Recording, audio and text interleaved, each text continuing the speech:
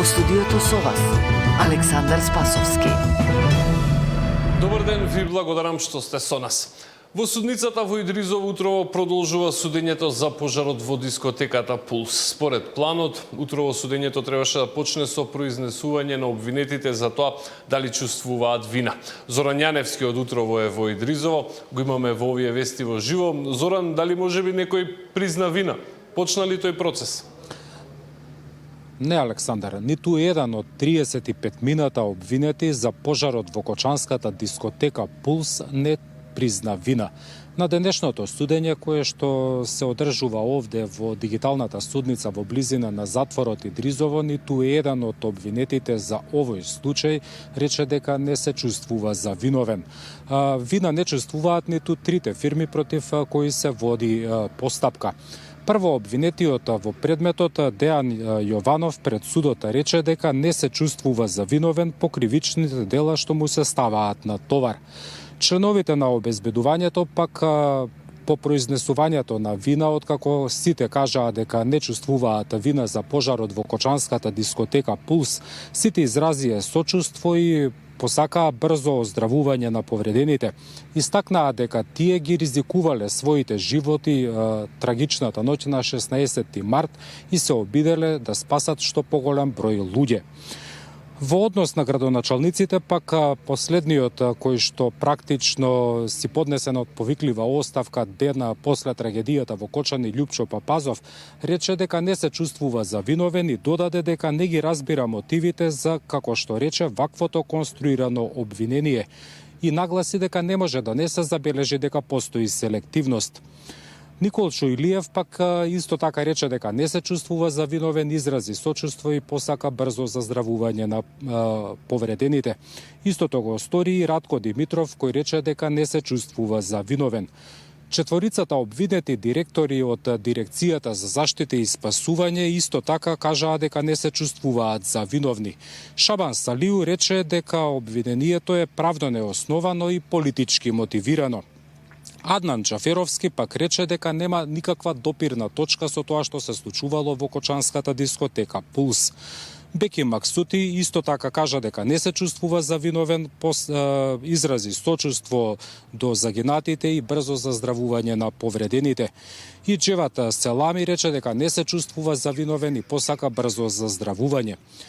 Министрите за економија, кои што седат на обвинителна клупа за пожарот во кочанската дискотека, Валјон Сарачини и Крешник Бектеши, исто така негираа вина и рекоа дека не се чувствуваат за виновни за она што се случило во дискотеката Пулс. Во моментов започнаа и воведните говори на одбраната, односно на обвинетите. Прв да говори има право адвокатот на прво обвинетиот во овој случај, односно сопственикот на дискотеката Дејан Јованов. Неговата адвокатка истакна дека Дејан не е убиец, како што рече и тие бараат правда. Сметаат дека обвинението е штуро и полно со контроверзии и како што рекоа има обвинение со кое ќе се бројат години до завршница. Имаме изјава, предлагам да ја погледнеме. Верувате дека мене како бранител на прво обвинетиот толку многу ми е тешка задачата да го бранам човекот што за сите вас и во вашите очи е убиец, а за мене е само еден обичен човек. Еден обичен човек кој колку и да вие го правите монструозен, тој не е. Тој е како секој еден од нас тука, кому за жал му падна на товар институционалната неодговорност. И не сме свесни колку уште други локали во моментов функционираат пропуштени од институционален надзор, кој што во конкретниот случај немаше ни ние да имаме можност да го осознаеме, доколку ја немавме и немарноста на ангажираните музички артисти кои што биле ангажирани за критичната вечер во локалот на Дејан. Дејан е човек, а не е монструм.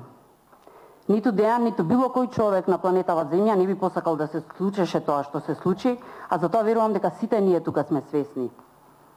Но се случи, за жал се случи и ни ја тресна од глава долгогодишната, веќе позната дисфункционалност на целокупниот наш систем.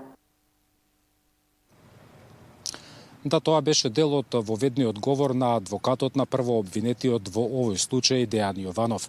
Денешното судење пак започна со информацијата која што ја сподели судиката која го води овој случај Дијана Груевска-Илиевска. Таа кажа дека добила известување од судот дека во ќелијата каде што во притвора се наоѓа обвинетиот Џеваир Камбери, инаку вработен во Министерството за економија, во неговата ќелија полицијата пронашла вкупно 13 мобилни телефони и еден компјутер. Тој пред судот пак рече дека не биле негови, туку дека ги нашол во ќелијата каде престојува. Александар, како што кажав, во тек се воведните говори на одбраната на обвинетите.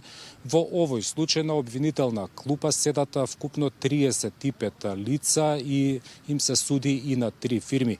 Сите тие се обвинети за кривичното дело тешки дела против општата сигурност за пожарот во Кочанската дискотека кој што се случи во март годинава, во кој загинаа 63 лица, повеќе од 200 беа повредени. Екипата на Сител останува да го следи судскиот процес, па повеќе од воведните говори на одбраната на обвинетите ќе погледнеме и слушнеме во вестите во 16.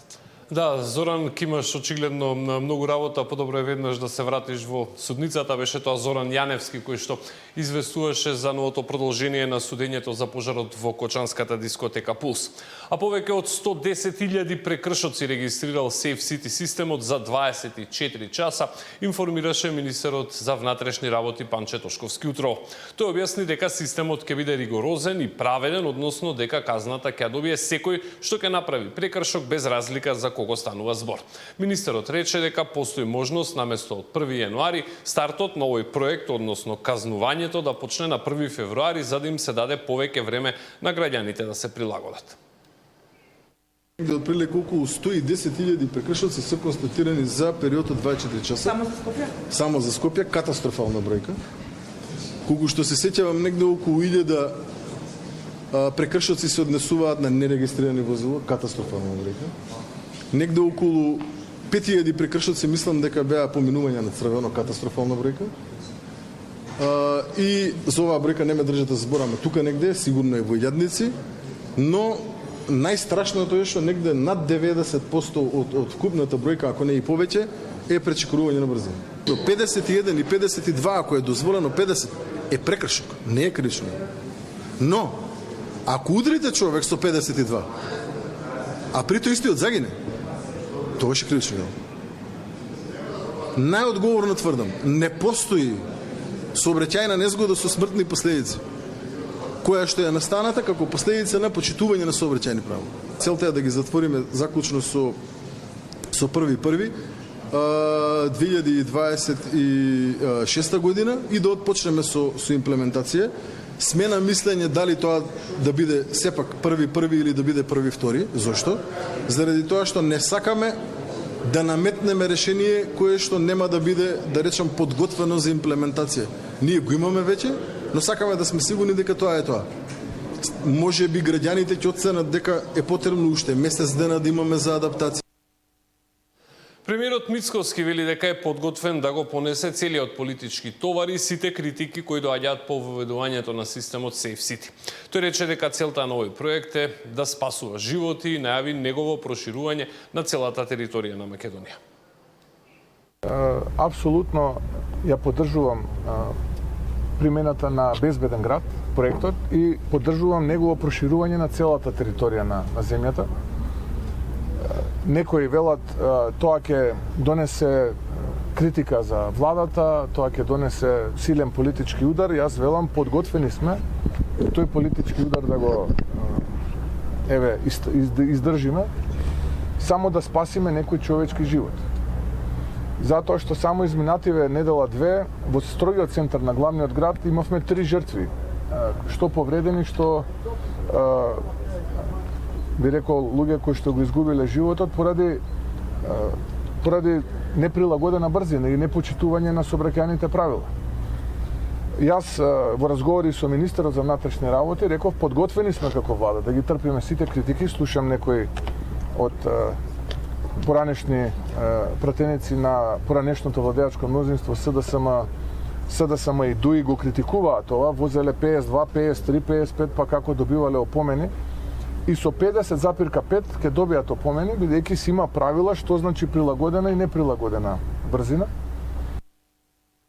Новата инфраструктура која се планира за главниот град ќе ја подобри безбедноста во сообраќајот. Тоа заедно со новиот Safe City систем ќе придонесе Скопје да стане град каде учесниците во сообраќајот се движат безбедно и без страф, рече скопскиот градоначалник Орце Георгиевски на денешната национална конференција за безбедност на сообраќајот во локалната самоуправа. Ова е дел од мојата визија нула несреќи, со која до 2030 година ќе реконструираме и унапредиме 50 опасни крстосници и улици по европски стандарди, за Скопје да стане град каде секој учесник во сообраќајот се движи сигурно и пред се без страф. Нашата цел е Скопје да биде побезбеден од просекот на главните градови во Западен Балкан. Град во кој ризикот од смрт или сериозни повреди во сообраќајот е минимизиран, каде животот на граѓаните е заштитен, а улиците се сигурни за секого. Подобрувањето на квалитетот на животот е директно поврзано со намалувањето на сообраќајните незгоди, а ние се стремиме кон град каде нема загинати лица и каде сериозните повреди со траен инвалидитет ќе станат минато. А за подобра безбедност, исклучително важна е инфраструктурата и на патиштата надвор од градските средини и затоа владата интензивно работи на голем број патни делници, рече министерот за транспорт Александар Николовски. Тој објасни дека се работи на патот кон Охрид, но и на другата страна во делот меѓу Прилеп и Битола. Тука е завршувањето на автопатот Кичево-Охрид, тука е изградбата на автопатот Кичево-Букојчани, за кој што очекувам да избереме изведувач во текот на овој месец. Понатака интензивно се гради Букојчани-Гостивар или популарната стража која што се заобиколува, се гради и Тетово-Гостивар, која што сите велевме дека е автопат, но во суштина беше експресен пат.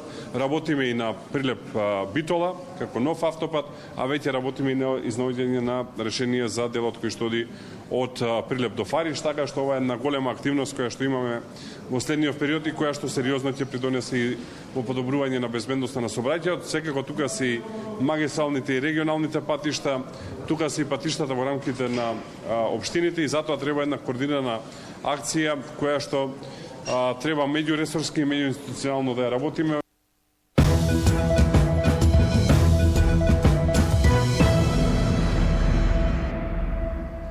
Седницата на која ќе се избираат новите министри ќе се одржи на средината од декември, информираше денеска спикерот Гаши на редовниот брифинг со новинарите. Премиерот Мицкоски вчера потврди дека Беким Сали ќе биде нов министер за европски прашања и подпредседател на владата, а местото ќе му го отстапи Орхан Муртезани. Мицкоски потврди дека нов министер за животна средина ќе биде Мухамед Ходжа, кој претходно беше портпарол на владата. Гаши рече дека до овој момент не добил информација за прелет на пратеници кон мнозинството, освен онаа дека Илир Демири ја напушти групата на ДУИ и сега делува како независен пратеник. Шефот на дипломатијата Муцунски и министерот за европски прашања Муртезани денеска се во Брисел, каде веќе има средба со високата представничка на Европската унија за надворешни работи и безбедносна политика Каја Калас. На средбата, како што информираше Муцунски, била потврдена намерата на земјава интензивно да работи на реформите, а како што рече, забележал и посветеноста на Европската унија на процесот на проширување. По-конкретно тоа што го видовме е дека има од Европската унија навистина сериозна посветеност која што се нагласува поврзана со проширувањето кон Западниот Балкан, но ги афирмирав и тие позиции кои што ние ги имаме. Ние како држава сме секогаш подготвени за диалог, но исто така треба да има и висок степен на свест кај Европската унија. Дека сме држава која што повеќе од 30 години постојано прави национални отстапки и има очекување дека ќе добие соодветни гаранции по однос на предвидливоста на нејзиниот европски пат. Дискутиравме за реформските процеси кои што се случуваат во државата, посветеноста на владата во следните недели и месеци да испорача конкретни реформи кои што се предвидени во реформската агенда. Дискутиравме за фактот дека Едно од најпозитивните аспекти во последниот извештај на Европската Унија беше оценката за надворешната политика на државата и од таа гледна точка се усогласувавме по однос на некои стратешки прашања кои што следуваат, бидејќи нашата надворешна политика е целосно согласена со заедничката надворешна и безбедносна политика на Европската Унија. Од 160 до 200.000 денари се годишно трошоците само за основните потреби на дете во семејството во зависност од возраста. Фондацијата Фридрих Еберт и Центарот за еднаквост и правда ја представија анализата за тоа колку ги чини родителите во Македонија одгледувањето на деца. Според нив ова се податоци кои покажуваат далеку поголеми трошоци од она што државата го зема предвид при делењето на помош. Во Македонија има голем дел скриени трошоци за родителите на учениците, иако образованието во државата е бесплатно. Овие пресметки треба да бидат ревидирани од Заводот за статистика и државата врз основа на реални бројки да креира реални политики. Во просек, од нашиот примерок излезе дека трошоците за најмалите деца и највозрасните деца се најсериозни. Бебињата и тинејџерите, овие семејства кои што имаат бебиња и кои што имаат тинејџери, во принцип им се потребни најмногу финансиски ресурси да обезбедат некаков квалитетен живот и пристап до образование и други услуги на децата. Во однос на скриените трошоци, пресметката ја направивме исто така. Значи, користат хигиенските материјали се отприлика околу 500 денари месечно. За униформа пресметавме дека околу 1500 денари на годишно ниво плаќаат. Потоа имаше скриени трошоци во однос на, да речеме, книгите, кои што се отприлика по минимум 500 денари, па тука вклучуваме и материјали, оние кои што за почеток на учебната година, кои што беа околу 2000 денари. Исто така имаме скриени трошоци, особено кај тинеџерите и во средното образование се појавува во однос на уредите кои што ги користат. Генерално, она што државата го дава како поддршка не се одвесува на потребите на родителите и како се зголемува бројот на децата во едно семејство, впрочем и се зголемува стапката на сиромаштија за семејствата.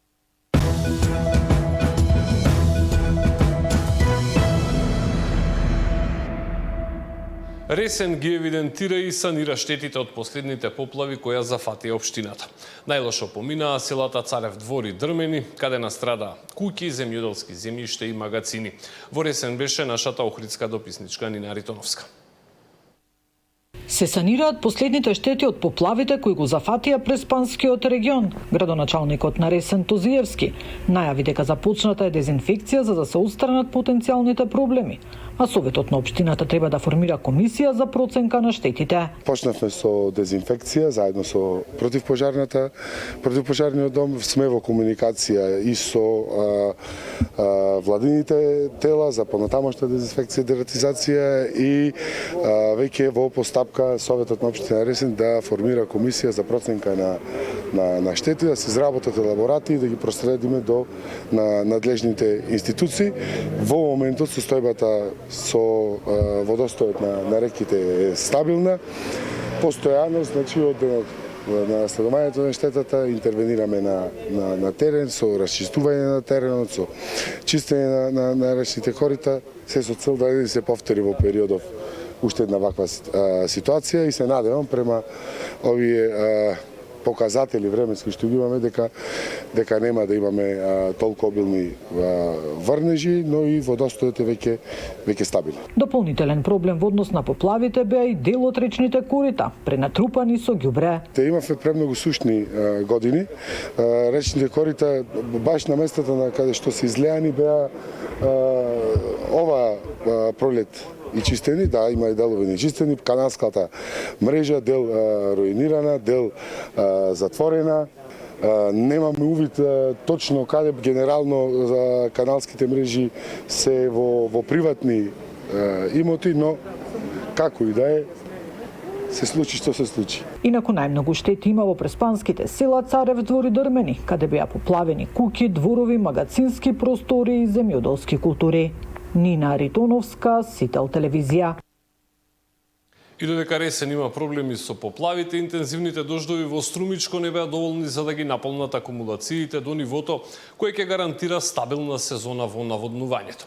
Неголемата акумулација Турија има само четвртина од капацитетот, но надлежните се надеваат дека во зимата ќе дојде дополнителна количина на вода. Од Струмица го имаме нашиот дописник Зоран Ѓорѓев. Врнежите од дожд во изминатата недела го зголемија водостојот на браните во Струмичкиот регион, но и покрај тоа, количините на вода и понатаму не се доволни за да се достигнат капацитетите потребни за стабилна сезона за наводнување. Од подружницата на водостопанство во Струмица информираа дека дождовите донеле одредено подобрување, но нивото на водата останува значително под максималниот капацитет на акумулациите. Најголемата акумулација во регионот Турија, која има капацитет од 50 милиони метри кубни вода, моментално располага со околу 13 милиони метри кубни. Слична е ситуацијата и во сите останати акумулации во регионот. Капацитетот на оваа брана е 50 милиони метри кубни вода. Моментално имаме 13 милиони метри кубни вода во браната, а пред дождот беше околу 10,5 милиони кубни метри вода.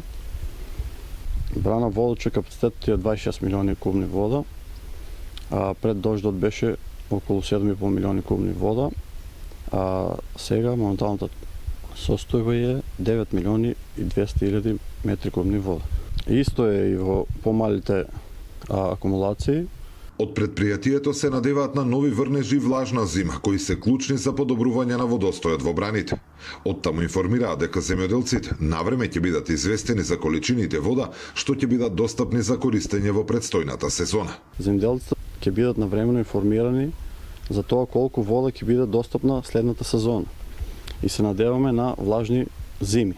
Во Струмичкиот регион вкупно има 6 акумулации со кои стопанисува акционерското друштво Водостопанство. Зоран Ѓорѓиев за Сител телевизија.